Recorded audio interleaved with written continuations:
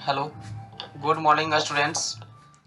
मैं आप लोगों को पिछले दो क्लासों में कुछ बेसिक कॉन्सेप्ट ऑफ बायोलॉजी के बारे में बताया था, जिसमें मैं बेसिक चीज़ों को बताया था। आज बेसिक बायोलॉजी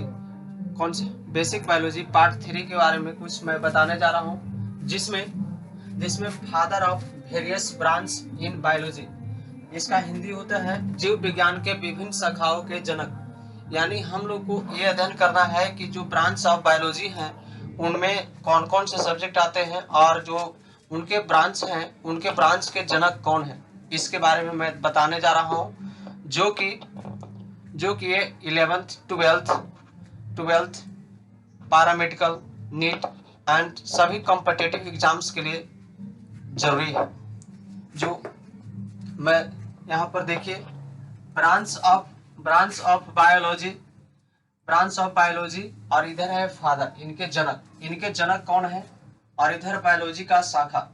सबसे पहले देखिए बायोलॉजी का हिंदी क्या होता है, जीव विज्ञान। और जीव विज्ञान के जनक कौन है, यानी फादर ऑफ बायोलॉजी अरिस्टोटल को हिंदी में कहते हैं अरस्तु। सेकंड है जूलॉजी मीन्स होता है जंतु विज्ञान, यानी इसके जनक है या फादर कहें तो कौन है, अरिस्टोटल यानी अरस्तु।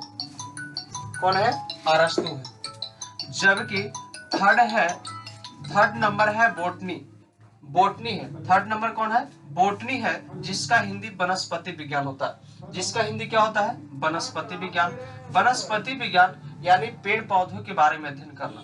इसके जनक हैं थियोफ्रेस्टस। कौन है, थियोफ्रेस्टस। अगर आपसे पूछता है कि फादर ऑफ बोटनी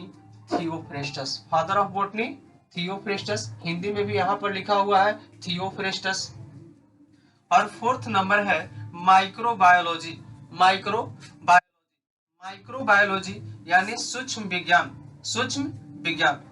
विज्ञान के जनक कौन है, यानी फादर ऑफ माइक्रोबायोलॉजी यानी लुईस पास्चर।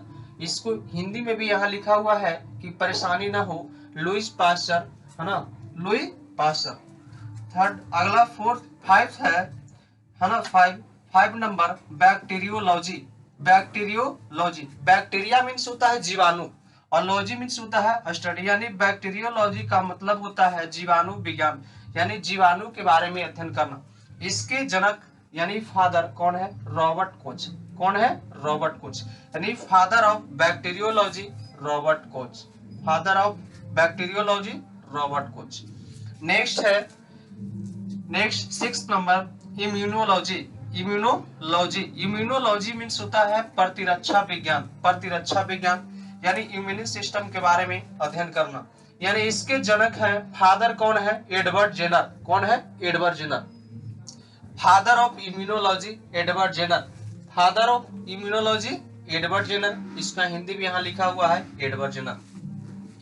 नेक्स्ट है सेवेंथ नंबर ब्लड सर्कुलेशन रक्त परिसंचरण, यानी ब्लड का चारों, परि का मतलब होता है चारों ओर और संचरण का मतलब घूमना। ब्लड सर्कुलेशन यानी हमारे शरीर में ब्लड का सर्कुलेशन कैसे होता है, इसके बारे में है ना। इसके जनक कौन थे, ब्लड सर्कुलेशन का जनक या फादर कौन है, विलियम हार्वे है ना। ब्लड सर्कुलेशन का जनक कौन है, विलियम हार्वे। अब देखिए नेक्स्ट है आपका साइटोलॉजी का हिंदी होता है कोशिका विज्ञान, यानी कोशिका विज्ञान का जनक है रॉबर्ट हुक। कौन है, रॉबर्ट हुक। यानी आप साइटोलॉजी पूछेगा कि फादर ऑफ साइटोलॉजी,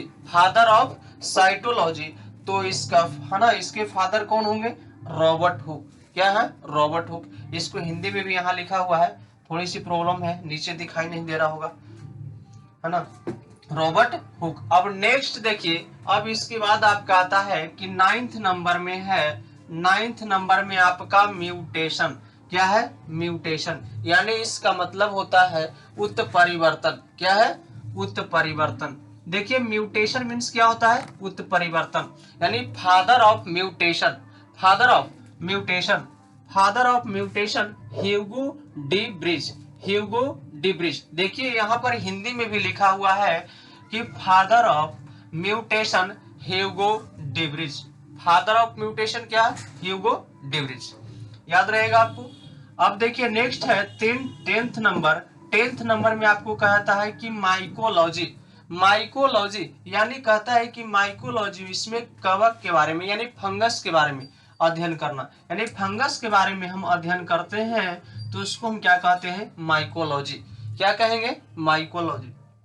यानी फादर ऑफ माइकोलॉजी यानी कवक विज्ञान का जनक आपको अगर पूछता है तो एंटन डी बेरी कहेंगे। क्या कहेंगे? एंटन डी बेरी, यानी father of mycology Anton de Bary.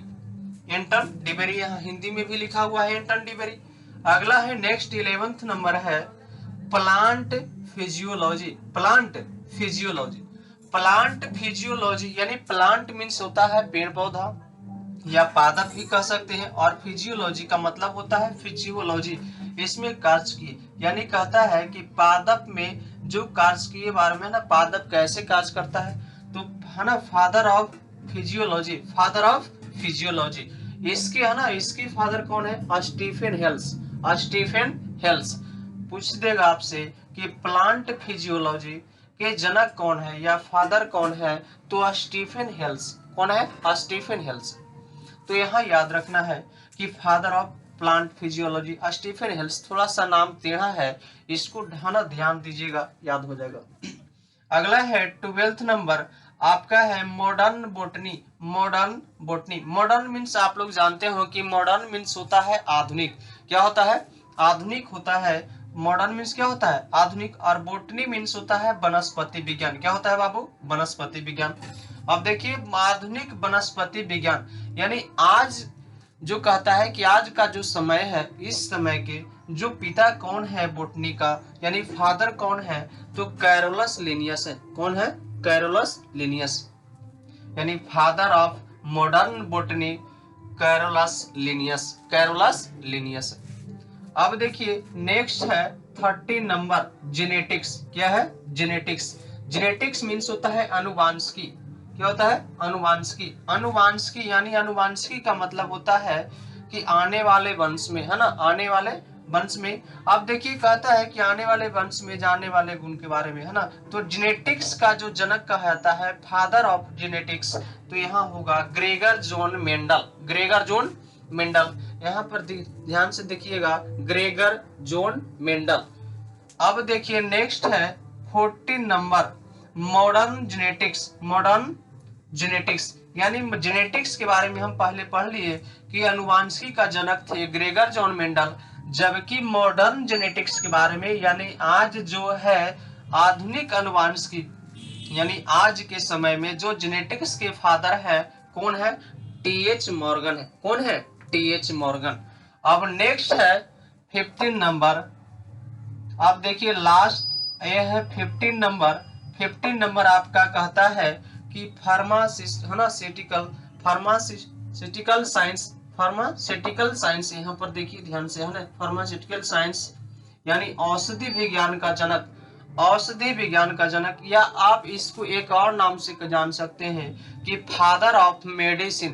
Father of medicine. Medicine का हिंदी होता है औषधि, यानी औषधि का भी जनक होते हैं कौन? हिप्पोक्रेटस होते हैं। कौन है? हिप्पोक्रेटस। यहाँ पर देखिए हिप्पोक्रेटस। हिप्पोक्रेटस। अब हिप्पोक्रेटस याद रखना है। इस तरह से हम बता रहे हैं कि branches of biology. Branches of biology और फादर के बारे में हमने, है ना, इसके पिता कौन है और इसके बायोलॉजी का जो ब्रांच है इसमें सभी के पिता, है ना, या जनक के बारे में जानेंगे। अब देखिए ये कॉम्पिटिटिव, है ना, कॉम्पिटिटिव लेकर के यहाँ से देखिए 11th 12th एंड कॉम्पिटिटिव के लिए ये बहुत जरूरी है, जो कि हम कह सकते हैं कि जिस प्रकार बचपन से लेकर के 55 तक की उम्र में यह काम करता है, जो इस प्रकार है ना। अब आप लोग से हम अगले क्लास में basic concept of biology part 4 के बारे में, है ना, पार्ट 4 में भी, है ना, मुलाकात करेंगे। Thank you.